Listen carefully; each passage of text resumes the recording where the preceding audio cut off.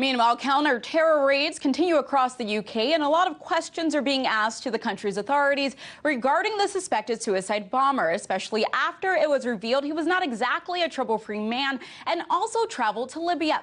And he may not be the only one like that in Manchester, as RT's Alexey Yaroshevsky reports. Salman Abedi, 22 years of age, British-born son of exiled Libyan dissidents, is understood to have spent time in Libya in 2011, where he may have been radicalized by Islamic groups in that country. Those at the time fought Muammar Gaddafi's regime, but have now plunged the North African country into endless chaos. Authorities now say that Abedi was part of a network and have arrested 6 people, including his older brother. But explosive investigation by Middle East Eye has revealed that the very same UK authorities may have had a totally different relationship with people like Abedi. The outlet interviewed several UK-based Libyans who claim MI5 urged them to fight against Gaddafi's government back in 2011 during NATO's incursion into Libya. One of them, who went on record, Bilal Younis, said he was asked by an intelligence official if he could have joined the fighting in Libya. And while I took time to find an answer, he says, he turned and told me the British government have no problem with people fighting against Gaddafi. He also said the government did not put any obstacles in the way of people going to Libya, and that the vast majority of UK guys were in their late 20s, and most of them were from Manchester. Another interviewee, who preferred to remain anonymous, said a lot of youngsters during the war in Libya in 2011 were 17 to 20 years old, and that they had proper Manchester accents. He confirmed that they did take part in the fighting as well. And finally, one of those who claims to also have been invited by the UK Special Services to fight in Libya said that many of those going were old-school LIFG guys. They, the British authorities, knew what they were doing.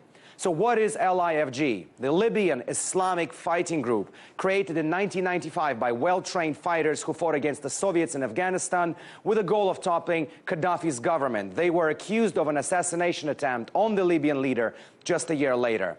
After 9/11 attacks, however, LIFG was banned worldwide and even designated by the United Nations as a foreign terrorist organization, and, as the statement by the UN said, was associated with Al-Qaeda, Osama bin Laden, and the Taliban in either financing, planning, or supporting the activities of terrorist number 1. But when has that ever been an obstacle? In 2011, as the group claims, it played a key role in toppling Gaddafi with the subsequent murder of the Libyan president. We all remember well who was the driving force of that operation. And before that war, those powers who made it possible had no second thoughts on LIFG. The de facto leader of the group, Abdel Hakim Belhaj, was arrested in Bangkok and even went through CIA rendition when was then shipped off to Libya, reportedly as part of the deal struck between UK Prime Minister Tony Blair and Gaddafi back in 2004. But in 2011, the man considered to be a terrorist was pictured next to, well, guess who? Senator John McCain, who was, surprise, surprise, one of those pushing for a military intervention into Libya. Belhaj now runs a conservative Islamic party in Libya and is widely regarded as the leader of the Islamic State in Libya. And all of those cited by Middle East Eye were also under UK authorities' close eye, namely the control orders, which were introduced as part of the counterterrorism legislation in the aftermath of the 2005 London bombings. That was essentially a house arrest, but all these orders were lifted in 2011 to let them go to Libya. So they were considered as terrorists, then they were used to oust Gaddafi, and then allowed back in the country, apparently without any scrutiny. The scrutiny which now may return, following another tragic day for Western world, as the UK authorities are conducting continuous anti-terror raids. Alexey Yaroshevsky, RT, reporting from Washington, D.C.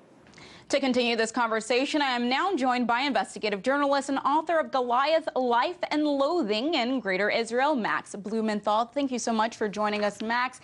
Now, how is Salman Abedi connected to the Libyan Islamic Fighting Group, and what does the NATO intervention in Libya have to do with what happened in Manchester? Well, first of all, according to French Interior Minister Gérard Collomb, Salman Abedi traveled not only to Libya just weeks before this bombing, where his younger brother was a member of ISIS. He also traveled to Syria, which has been substantially destabilized by the proxy war that the West and its Gulf allies are waging against the Syrian government, and that was where he was radicalized. We also have to recognize that prior to the NATO intervention in 2011, there was no Ansar al-Sharia, the al-Qaeda affiliate in Libya. The Islamic State did not control Sirte and other areas of Libya. None of these groups were present. However, the Libyan Islamic Fighting Group, whose relationship with Western intelligence, specifically the British MI6, goes back decades, was present there, and the MI5 appears to have been running a rat line in 2011 during the intervention against Qaddafi.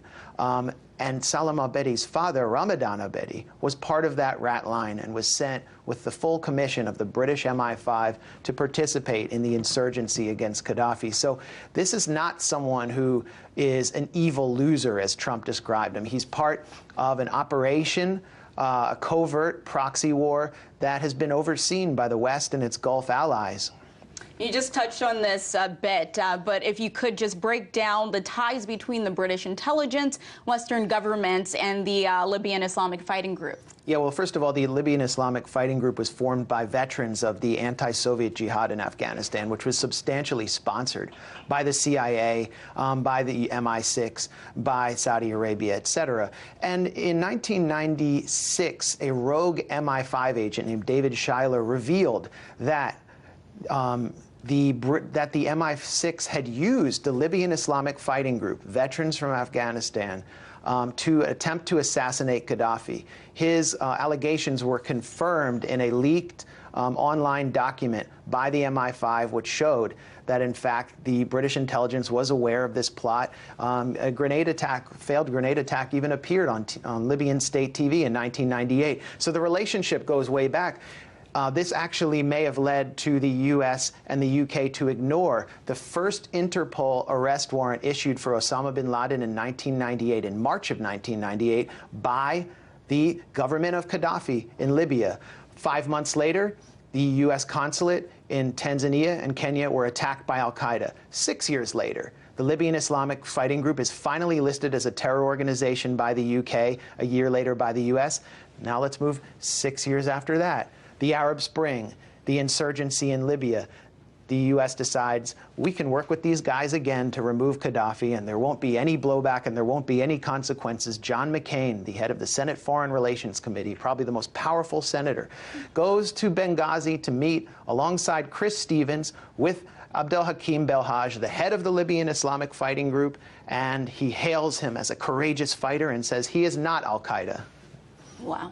Thanks for breaking that down for us. Now, you mentioned Gaddafi a number of times. Before he was killed, he warned Europe in 2011 that if they overthrow his government, the result would be more radical Islamic terrorist attacks on Europe. But of course, European governments totally ignored him. Now, my question to you, Max, is can the same warning apply to U.S. pursuit of regime change in Syria in terms of this type of deadly blowback? We heard the same warning from Saddam Hussein, according to the CIA operative who interrogated him, John Nixon, that Iraq would be overrun by Wahhabi elements who would attempt to set up an Islamic State. Gaddafi delivered those very same warnings in 2011 to Tony Blair, and Tony Blair ignored him a week after the warning by Gaddafi that there would be an al-Qaeda emirate in Libya if he were overthrown. Barack Obama called for the removal of Muammar Gaddafi, and now we see the consequences. The Islamic State is on the ground. There are several warring Islamist militias, and the refugee crisis